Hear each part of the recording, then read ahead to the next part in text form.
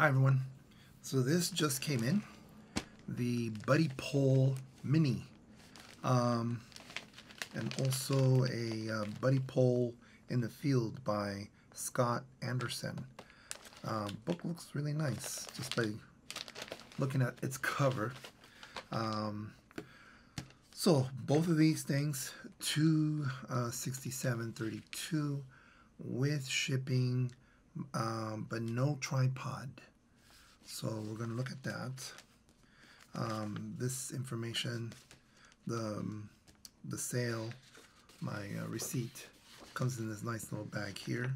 And this, of course, is the instruction that we see most people show on YouTube videos. The whole idea of the different colors, and depending on the colors is what you get in terms of your resonance and your frequency.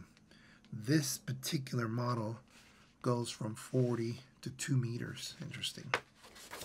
And it has more instructions here. How to insert the coil, how to insert the clip in the coil. Okay. And the Versatee. So the Versatee is really the hub of the BuddiPole antennas, and apparently you can do it in different configurations, but you need an adapter to do that. I don't think this one has it. I think it was an additional cost. I didn't want to pay, I think it was another $50 or something. Maybe if BuddiPole is looking at this video, I wouldn't mind using it and then testing that out. Okay. So that comes in a nice little bag. By the way, if you like some of this content, please consider subscribing. Please give this content a thumbs up if you think it was something useful for you. Okay, this is hefty. I love the bag. It's really nice. Very compact. Can easily fit in my backpack. Definitely a lot more weight and a lot bigger than an end-fed half-wave antenna. Wow, really nice. Gives you the name here. All right, let's open it up.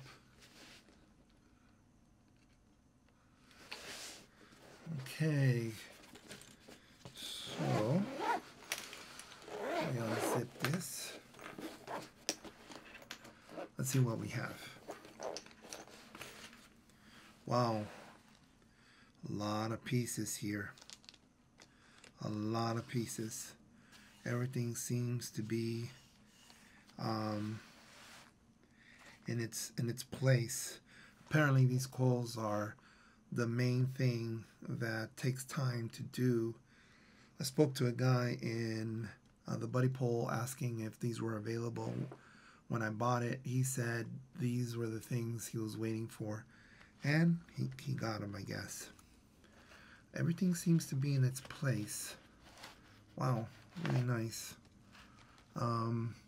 These coils are not too heavy.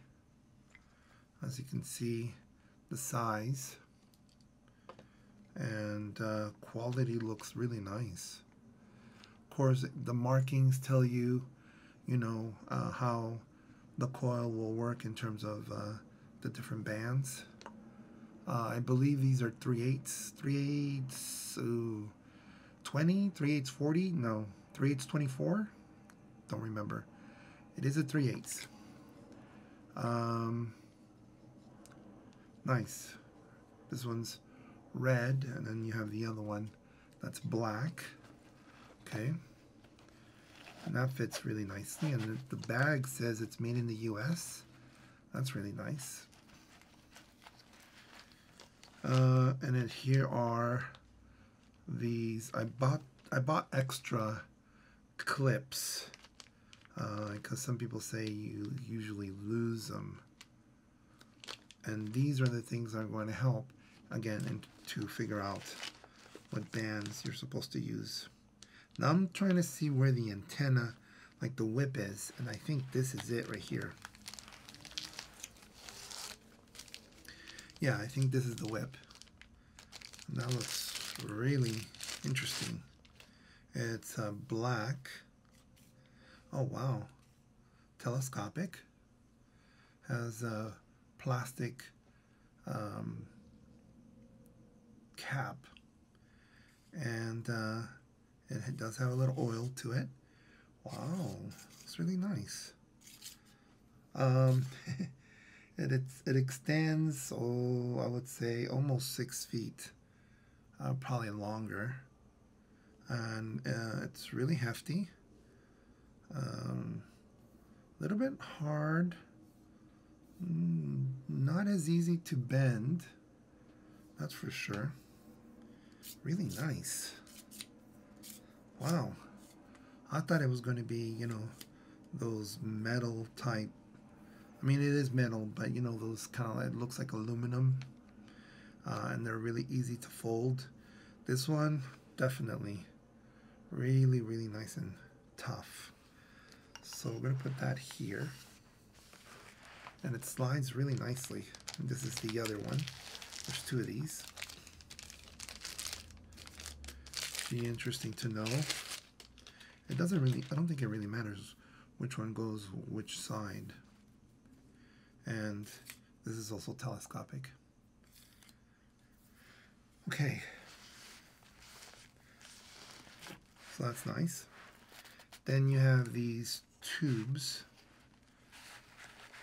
And I'm definitely going to have to read where each tube goes. But you know what? Definitely much lighter weight. I thought they were going to be heavier.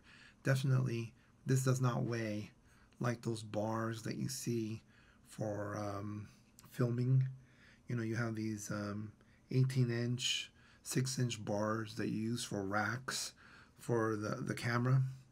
Well, it almost looks like that, but they're not that heavy. Okay, that's interesting. That's definitely goes somewhere. Then you have the coax cable, and of course the Versa-T. These seem to unscrew. Interesting. Okay. All these 3 unscrew. You can see that you can probably screw the mast. As you can tell, it doesn't go through. I thought it did, but it doesn't. Then you have these holes where you can put like a tie or something, so that you can lift it on the mast. And then of course you got the 3/8 here. This of course is the heart of your BuddiPole. This makes it a dipole, right? And of course the coils, they're there so that your antenna won't be so long, right? This makes your antenna shorter. So this here must be the balun or choke, and this is the strain relief. This one apparently you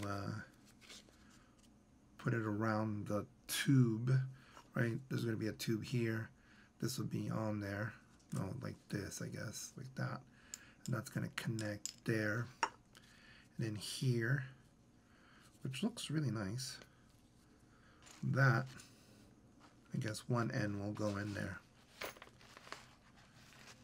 Let's look at the ends here. This is BNC, interesting. And over here, this one is, what is this? BNC as well.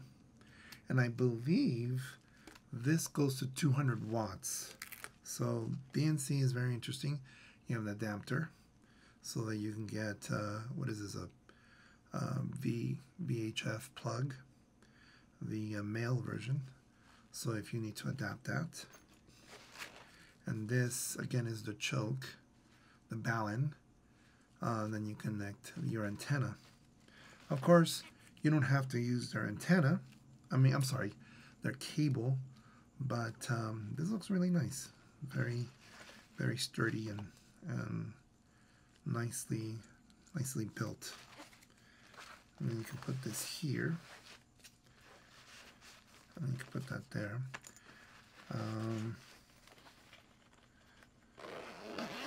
And you can close that. Of course, the Versatile should go in here as well, which kind of looks a little messy. It would have been nice if there was like separate pockets, but that's okay. And these other bars, of course, are used to extend your dipole. So this is the mini. It's really nice and compact. Definitely, apparently, they say this might have more gain than the end-fed half-wave. Maybe. We'll see. And then this is the book. Thought it was going to be flimsy, but no, it's not. It's really nice. We got some, apparently some cookbooks. A cookbook on how to like put the antenna. Looks like you have some figures to show you where the radiation patterns are going. This is really nice. This is going to be helpful because one of the things about this antenna, it looks pretty flimsy, but I've been talking to a lot of hams, and many have these, and they do a pretty good job. I think the issue is, having the tripod, and having all these little parts that might disappear as you operate this. The more you operate, the more likely you're gonna, miss something, leave something behind. Perhaps having an end-fed half-wave at the moment seems to be pretty nice, but I have noticed that I'm always at the noise level. This might be able to give me a few more decibels. I need 6 more decibels to get 1 S unit. And another reason that I'm looking into alternatives also is, you can't really see it here, but this one's the MXP50, which is an amplifier which I'm currently modifying. And I'm going to be testing that pretty soon. Okay, so BuddiPole, the mini. Let me see here. Yes, the mini BuddiPole, right? Not the BuddiPole mini, but the mini BuddiPole looks really rugged, really nice. I'm going to try this in the field, and definitely going to come back and give you a report. All right, I hope this has been useful. Hopefully I see you on the air, and be well. This is Frank, Whiskey Charlie, 0 Oscar.